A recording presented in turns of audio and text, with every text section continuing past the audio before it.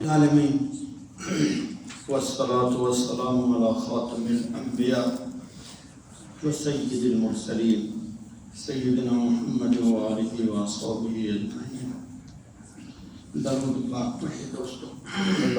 اللهم صل على سيدنا محمد وعلى آل سيدنا محمد صلاة تنجينا بها من جميع الأحوال والآفات وتقضي لنا بها جميع الحاجات وتطهرنا بها من جميع السيئات وترفعنا بها عندك أعلى الدرجات وتبلغنا بها أقصى الغايات من جميع الخيرات في الحياة وبعد الممات إنك على كل شيء قدير.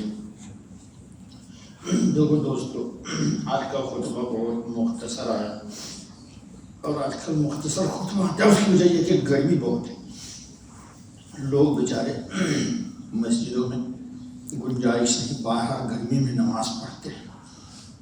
اللہ تعالیٰ اس گرمی کو ہمارے لیے آخرت کی جہنم کی شدت اور حدت اور گرمی سے نجات کا ذریعہ بنا دے. اور اللہ تعالیٰ ہمارے سجدوں کو اپنے قرب کا ذریعہ بنا دے. آج کا خطبہ ہے دوستو کہ شادی سے، بیاہ سے مقصود کیا ہے دوستو؟ اللہ کے فضل کو ڈھونڈنا. اللہ کا فضل کیا ہے؟ اولاد.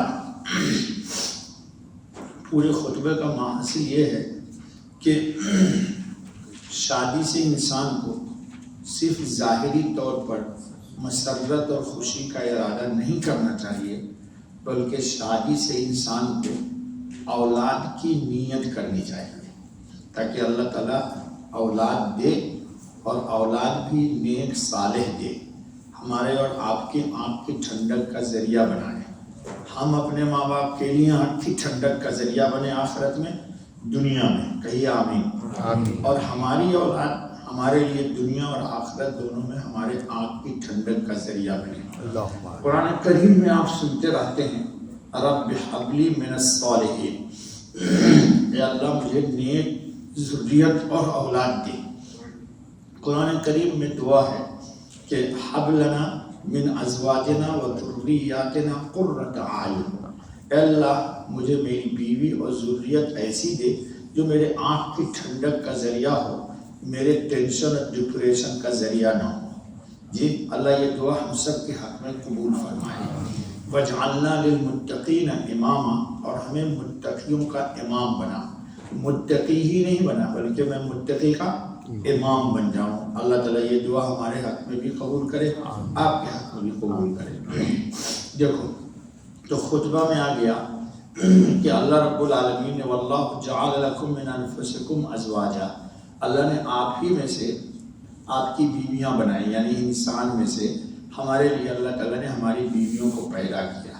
وجعل لکم من ازواجکم بنین وحفظا، اور اللہ تعالیٰ نے ہم کو ہماری بیویوں سے اولاد اور پوتے نواسے سب اللہ تعالیٰ نے ہمیں عطا کیا.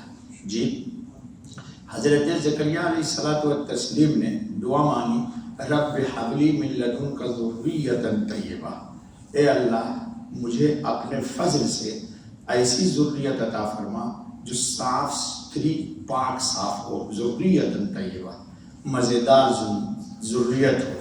انک سمیع الدعاء، کہ تو دعا کا سننے والا ہے. جی نبی اکرم خاتم النبی صلی اللہ علیہ وسلم نے ارشاد فرمایا کہ دیکھو دنیا میں دو طرح کی خواتین ہوتی ہیں. کچھ خواتین خاندانی طور پر کم بچہ پیدا کرتی ہیں، ایک دو ہوا اسٹاپ ہو گیا خود بخود. کچھ خاندان کی بچیاں ایسی برکت والی ہوتی ہیں کہ کئی اولاد ہوتی ہیں، درجنوں اولاد ہوتی ہیں.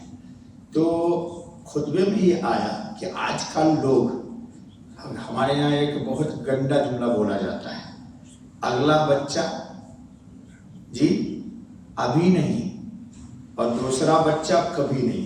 یہ غیر اسلامی بول. یا لوگ بولتے ہم دو ہمارے دو، یہ بھی غیر اسلامی بول ہے. جی یہ بھی ہم غیر اسلامی باتیں ہیں. تو انسان کو ان چیزوں کے پیچھے نہیں پڑنا چاہیے. تو خطبے میں آیا کہ کچھ لوگ کوشش کرتے ہیں کہ ان کی اولاد ابھی نہ ہو جی، اور اس کے لیے وہ مختلف تدابیر استعمال کرتے ہیں. یہی تدبیر سبب بن جاتی ہے کہ مستقل اللہ رب العالمین ان کو نعمتوں سے محروم کر دیتے ہیں. جی ایسا بہت ہے، ایسا بہت ہے دوستو، ایسا بہت ہوتا ہے دنیا میں کہ شروع میں تدبیر کی کہ بچے نہ ہوں، پھر وہ تدبیر کا ریئیکشن ہو گیا خواتین پر، اور ریئیکشن ہو گیا تو پوری زندگی اولاد کی نعمت سے محروم ہو گئے. اب لاکھ ادھر بھاگم دوڑی کرتے لیکن کچھ ہونے ہوانے والا نہیں ہے. جی تو ایک تو یہ ایسا کیوں کرتے لوگ کہ میں ان کو آج کل ایک مزاج ہے کہ مولانا زیادہ بچہ پیدا کیوں کریں، ان کی تعلیم تربیت. قرآن کریم نے اس کا ایک جواب دیا ہے کہ تم کو جو یہ ڈر ہے کہ ان کو کون کھلائے گا، تو تم کو کون کھلاتا ہے. جی اللہ پاک کہتے ہیں، دیکھو خطبہ میں آ گیا کہ لوگ لا یرغبون فی الاکثار من الذریہ، کیوں کہ ہم اپنے بچوں کی کفالت کہاں سے کریں گے. تو اللہ جواب دے رہے ہیں کہ نحن نرزقہم وایاکم، کہ تم کو کون کھلا رہا ہے، کہ جو اللہ تم کو کھلا رہا ہے وہ اللہ تمہاری اولاد کو بھی کھلائے گا. اور ایک حدیث آ گئی کیا کہ جب بھی کوئی بچہ پیدا ہوتا ہے تو وہ اپنا رزق ساتھ لے کے آتا ہے. اب بسا اوقات ایسا بھی ہوتا ہے کہ بچہ اتنا وافر رزق لاتا ہے کہ ماں باپ بھی اس کی برکت سے کھاتے پیتے ہیں. اب دیکھو ہم لوگ جتنے یہاں بیٹھے ہوئے ہیں، ہمارے بوڑھے ماں باپ اپنے اپنے ملک میں، آپ کما کر کے پیسہ بھیج رہے ہو، نہیں بھیج رہے ہو جی، تو آپ ذریعہ بنے کہ نہیں بنے ان کے کھانے کا. اگر بابا سوچتے کہ نہیں بھائی اس کو نہیں پیدا ہونا ہے، پھر کما کے کون ان کو بھیجتا ہے یہاں سے وہاں جی. تو یہ غلطی بنیادی طور پر ہے. تو ہمارے نبی پاک صلی اللہ علیہ وسلم نے کیا فرمایا کہ تزوجوا الودود الولودا، ایسی خاندان کی عورت سے شادی کرو جو کثرت سے بچہ پیدا کرتی ہیں. کیوں؟ فإنی مقاصر بکم الامم، قیامت کے دن میں تمہاری کثرت کی وجہ سے، زیادہ ہونے کی وجہ سے دوسرے انبیاء کے مقابلے میں مجھے خوشی اور مسرت ہوگی. جی چنانچہ قیامت میں کہتے ہیں کہ حشر کے میدان میں 120 صف ہوگی. کتنی صف ہوگی؟ 120. پوری دنیا کے انسان کتنے صف میں کھڑے ہوں گے؟ 120 صف میں. اس میں 80 صف محمد الرسول اللہ صلی اللہ علیہ وسلم. کتنی صف ہوگی حضور صلی اللہ علیہ وسلم کی؟ 80. بتاؤ.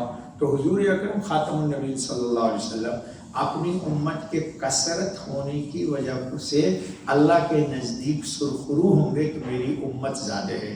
اسی لیے حضور صلی اللہ علیہ وسلم نے ارشاد فرمایا کہ جنت میں پوری دنیا کے لوگ جائیں گے جی، کوئی حرج نہیں ہے، لیکن 2/3 جنت میں حضور صلی اللہ علیہ وسلم خاتم النبی صلی اللہ علیہ وسلم کی امت رہے گی. کتنے جنت میں؟ 2/3 جنت میں امت محمد رہے گی. تو وہ لوگ جو فیملی پلاننگ کرتے ہیں، آج کے خطبے میں آیا کہ وہ اچھا کام نہیں کر رہے ہیں. جی دنیا کی بڑی بڑی تاریخیں ہیں، اس وقت ٹائم نہیں ہے کہ آپ دیکھیے کہ 5ویں نمبر کا بچہ، 6 نمبر کا بچہ اپنے وقت کا غوث بنا ہے، قطب بنا ہے. اگر ماں باپ پلاننگ کر دیتے کہ بھائی اگلا بچہ ابھی نہیں یا دوسرا بچہ کبھی نہیں، ہم دو ہمارے دو، تو 5ویں نمبر پہ جو آ کے غوث بنا، قطب بنا، انجینئر بنا، ڈاکٹر بنا، پورے خاندان کے لیے سرخروئی کا ذریعہ بنا، تو وہ تو دنیا میں آتا ہی نہیں.